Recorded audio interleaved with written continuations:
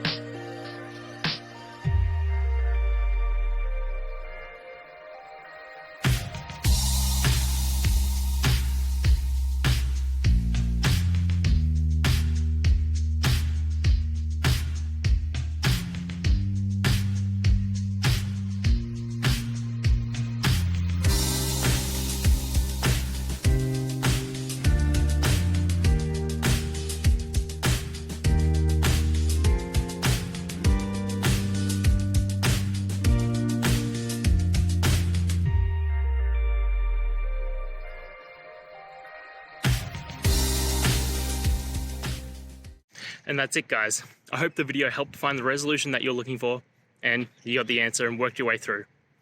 If you did, please hit subscribe. I'd really appreciate it. And until the next time you need technical help, I hope you have a good one.